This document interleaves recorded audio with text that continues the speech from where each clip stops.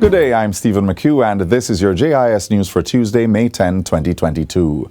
3 major contracts have been signed to advance the build-out of government's broadband network for the public sector, GovNet. One contract is for fiber optic expansion with the National Works Agency at a cost of over $895,000. IQ Tech Solutions Limited is to provide active network equipment valuing more than $2.6 million, and Cable and Wireless Jamaica will provide customer premises equipment for over $251,000. GovNet's project manager in the Transformation Implementation Unit, Luke Jackson, says completion of the project is expected by the end of the financial year. The core of the network that we're implementing, we refer to it as GovNet Core, and it's a switching and managing segment of the network that it would entail connecting 13 sites across the Kingston metropolitan area, stretching from Kingston all the way to Portmore and Spanish Town. Well, the preparatory work for those sites began about 5 months ago, and I would say that's probably 95% completed. GovNet is the underlying platform that provides a secure network for all ministries, departments, and agencies of government. The build-out of several major health infrastructure projects is progressing this year. These include Cornwall Regional Hospital, where work has commenced on Phase 2B, which is expected to cost $1.7 billion. This involves remedial work to deal with structural defects present in the building.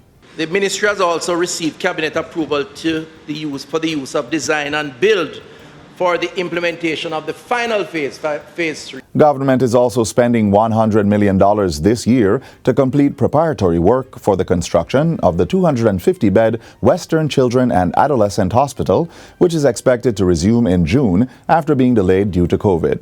What that means, Madam Speaker and colleagues, is that Western Jamaica, Montego Bay, St. James the Parish is slated to have the highest concentration of hospital beds anywhere in the Caribbean and the only adolescent and children hospital in the Caribbean. Internal design works costing $31 million are being done for the 6-story towers to be constructed at the University Hospital of the West Indies. And the US $50 million IDB project for the new Spanish Town Hospital will be put to tender this month, with construction expected to begin late this year or early in 2023. Meanwhile, Health Minister Dr. Christopher Tufton says he will be lobbying international partners for the training of local healthcare professionals to reduce the impact of migration within the sector. This is to be done next month when Dr. Tufton chairs the Commonwealth Health Ministers meeting in London, as well as at the World Health Assembly to follow in Switzerland. Minister Tufton says Jamaica has been feeling the effect of mass recruitment of the island's professionals by more industrialized countries.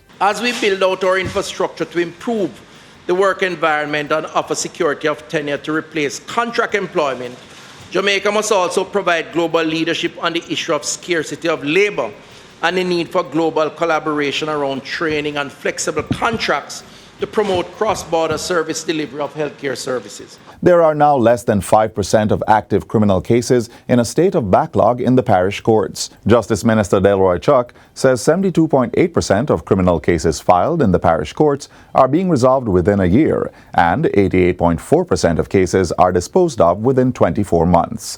In the civil division of the parish courts, the average time for clearance is 12 months, with 75.6% of cases being completed within that time and approximately 88% within 24 months. The minister says fewer than 5% of active civil cases are in a state of backlog, and the average time taken to dispose of cases in the specialized family courts is now 10 months. This is a major accomplishment of the judiciary. We have situations where for the past number of years, Madam Speaker, most of the parishes are completing more cases than are actually being filed. So that in most of the parishes, for every 100 cases that actually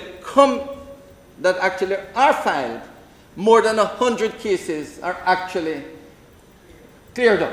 The Justice Minister was making his contribution to the 2022-23 sectoral debate in Parliament recently. The 9th staging of the Jamaica Diaspora Biennial Conference in June will serve as a call to action for Jamaicans across the world. Minister of Foreign Affairs and Foreign Trade, Senator Kamina Johnson-Smith, says persons are being called on to use collective experiences, knowledge, social, human, and economic capital to transform Jamaica. She was speaking at the global launch of the conference on Friday. With your help, we will exceed the target of 5,000 registered participants, setting the stage for wider engagement and harnessing the true potential of all of us, both at home and abroad. Among the areas of discussion are digital public service delivery, digital skills for the general workflow, digital infrastructure, cybersecurity, and reliable secure data flows. We invite our diaspora members and the public and private sector to consider these issues in their respective deliberations. These discussions will allow Jamaica to position herself more strategically in the global political economy. And finally, consumers of 200 kilowatt hours of electricity or less should be seeing a reduction in their bills this month with the start of the GoJ Energy copay program. The program, which will run from May to August, is a government initiative to cushion the impact of increased energy prices on vulnerable segments of the population. Government's 20% contribution to postpaid customers of the Jamaica Public Service Company, JPS, will be reflected in red on their bills. Prepaid customers will receive $3,000 top-up credit monthly over the 4-month period. This will be delivered to your smart meter if you have one, or to your mobile phone by text message. Minister of Finance and the Public Service, Dr. Nigel Clark, says the process is automatic and therefore no application is required. Approximately 379,000 Jamaican households will benefit from the Government of Jamaica Energy copay program at a cost of approximately $2 billion. This forms part of the Government of Jamaica's social assistance initiatives. The government will continue to monitor and respond as appropriate within the boundaries of its fiscal capacity. And that's it for JIS News Today. I'm Stephen McHugh. Thanks for watching.